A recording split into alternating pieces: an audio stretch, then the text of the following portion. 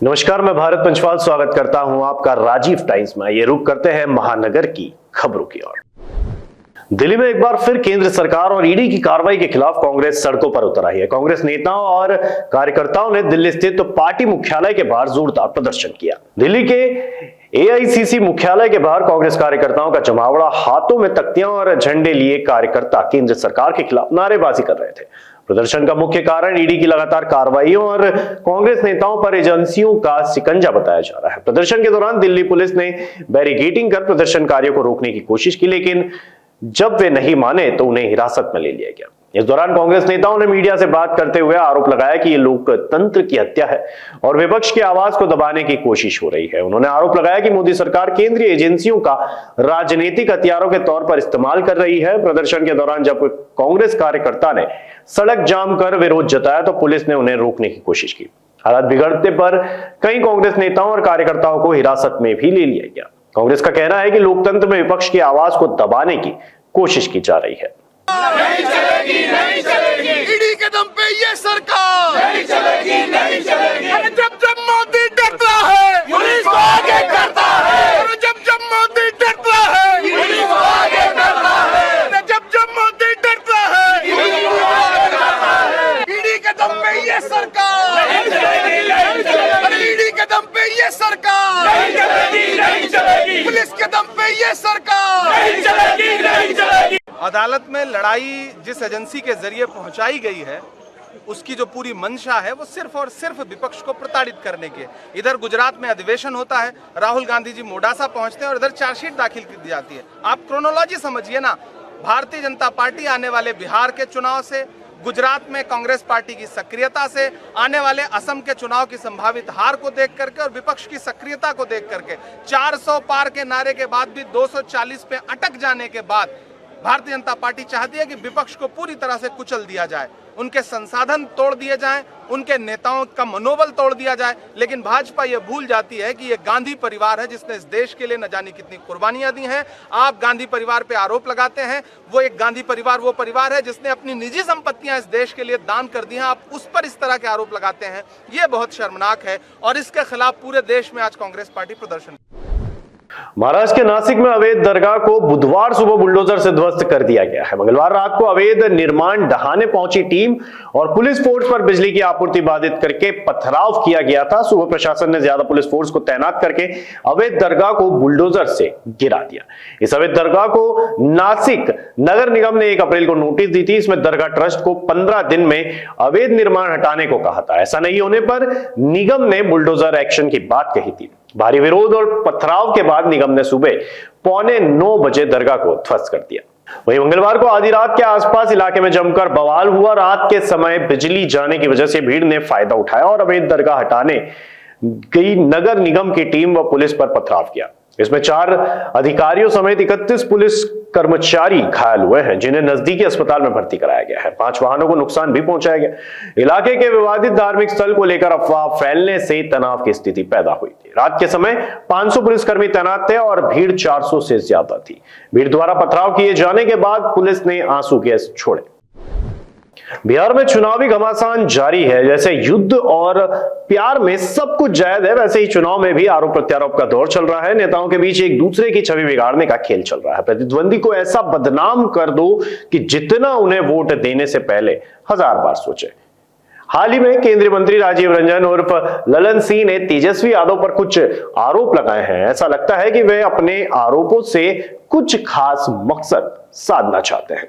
राजीव रंजन ने तेजस्वी यादव पर शराब तस्करों से संबंध होने का आरोप लगाया है। उन्होंने कहा कि तेजस्वी यादव उन लोगों से जुड़े हैं जो शराब के अवैध धंधे में लिप्त हैं। वे उनसे आर्थिक लाभ लेते हैं और उनके हितों की रक्षा करने की कोशिश कर रहे हैं। उन्होंने कहा कि बिहार में शराबबंदी कानून का उद्देश्य समाज को सुधारना है, न कि किसी खास वर्ग को निशाना बनाना। उन्होंने ये भी कहा कि कानून के नाम पर किसी गरीब को परेशान नहीं किया जा रहा है, बल्कि इस कानून से सबसे ज्यादा परेशानी उन लोगों को हो रही है जो पहले अवैध कारोबार में लिप्त थे। बिहार में एक बार फिर सुशासन बनाम कुशासन का खेल शुरू हो गया है। हर कोई अपनी छवि चमकाने और प्रतिद्वंदी को बदनाम करने में लगा है। एनडीए इस खेल को कई मोर्चों पर खेल रही है। कई लोग इस मोर्चे पर सवाल उठा रहे हैं कि क्या कोई 9वीं पास मुख्यमंत्री बन सकता है। तो कुछ लोग ये बता रहे हैं कि तेजस्वी यादव पर कुल 11 केस चल रहे हैं। सुप्रीम कोर्ट आज बुधवार को नए वक्फ कानून के खिलाफ दायर याचिकाओं पर सुनवाई शुरू करेगा। कोर्ट में 73 याचिकाएं दायर है, जिनमें कहा जा रहा है कि आज 10 याचिकाएं सुनवाई के लिए लिस्टेड की गई हैं। कोर्ट में इसकी वैधता को चुनौती दी गई है। याचिकाओं में दावा किया गया है कि संशोधित कानून के तहत वक्फ की संपत्तियों का प्रबंधन असामान्य ढंग से किया जाएगा और यह कि कानून मुसलमानों के मौलिक अधिकारों का उल्लंघन करता है। सुप्रीम कोर्ट में मामले की सुनवाई आज दोपहर 2 बजे के लिए शेड्यूल है, जहां याचिकाओं पर जस्टिस संजीव खन्ना, जस्टिस संजय कुमार और जस्टिस केवी विश्वनाथ के रूप में 3 जजों के बेंच सुनवाई करेगी। हाल ही में केंद्र सरकार ने वक्फ कानून में संशोधन किया था, जिसे लागू किया जा चुका है। इसे लेकर कुछ जगहों पर विरोध प्रदर्शन भी हो रहे हैं और कई स्थानों पर हिंसक घटनाएं भी घट रही है। ये कानून राष्ट्रपति द्रौपदी मुर्मू के हस्ताक्षर के बाद 5 अप्रैल को संसद में बहस के दौरान पारित हुआ था। वक्फ कानून में किए गए संशोधन के खिलाफ देश भर से कई राजनीतिक पार्टियों ने सुप्रीम कोर्ट में याचिका दायर की है। मुख्य याचिकाकर्ताओं में कांग्रेस, तृणमूल कांग्रेस, सीपीआई, यांत्रिक सहित कई दल शामिल है। साथ ही इसमें एक्टर विजय के, टीवी के, आरजेडी, जेडीयू, एआईएमआईएम और आप जैसे दलों के प्रतिनिधि भी शामिल है। सोनिया गांधी का नाम जब ईडी की चार्जशीट में शामिल हुआ तो इंदौर के कांग्रेस नेताओं ने भी दिल्ली स्टाइल विरोध की तैयारी शुरू कर दी।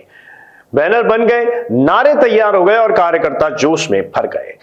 वहीं ईडी ऑफिस की ओर निकल पड़े, लेकिन हुआ कुछ ऐसा कि खुद विरोध प्रदर्शन की मजाक बन गया। दरअसल जिन कांग्रेसियों ने ईडी के दफ्तर के बाहर प्रदर्शन करने का ऐलान किया था, उन्हें यह तक नहीं पता था कि ईडी अब पालिका प्लाजा से शिफ्ट होकर नेहरू पार्क जा चुकी है।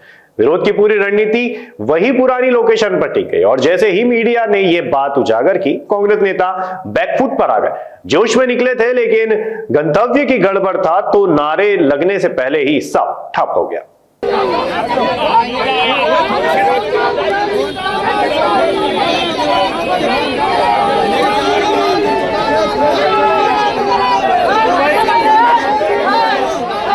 काम कर ले भैया।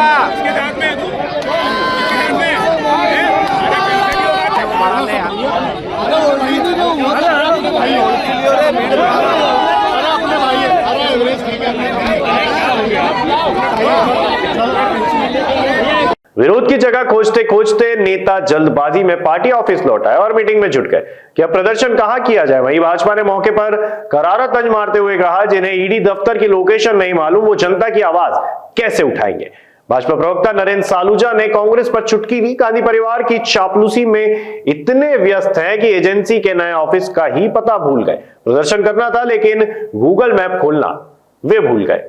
आपने आज समाचार पत्रों के माध्यम से सबको आज पता लगा, कल रात तक को ईडी ने नेशनल हेराल्ड के एक मामले में हमारे देश की सर्वोच्च नेता, पूर्व राष्ट्रीय अध्यक्ष सोनिया गांधी जी, सीएलपी लीडर राहुल गांधी जी पर चार्जशीट की बात की है। ये कल रात को 10:30-11 बजे के आसपास हम लोगों को माननीय जीतू पटवारी जी का निर्देश आया और हमने आज सुबह ही ये प्रदर्शन रख दिया। हमारी समन्वय समिति की बैठक भी थी। ये दुर्भावनापूर्वक किया जा रहा है।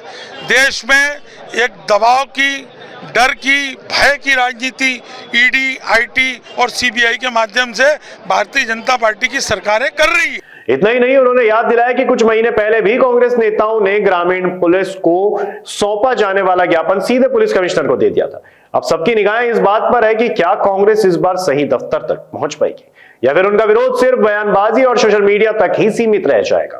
और हमको इसमें दुर्भावना देखिए आप कि लोकल एडमिनिस्ट्रेशन हमको कल कहता है कि ईडी का कार्यालय पालिका प्लाजा में है, पालिका प्लाजा एमटीएच कंपाउंड में।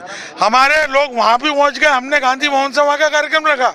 जब सुबह हमने जानकारी निकलाई तो हमको पता लगा कि कार्यालय यहाँ बीएसएनएल ऑफिस पे आ गया। और यहाँ पर आने के बाद भी आप देखिए कि एक तरफ बैरिकेड लगा दिए और प्रवर्तन निदेशालय का बोर्ड अगले गेट पे लगा है, तो यहाँ भी कंफ्यूज किया गया।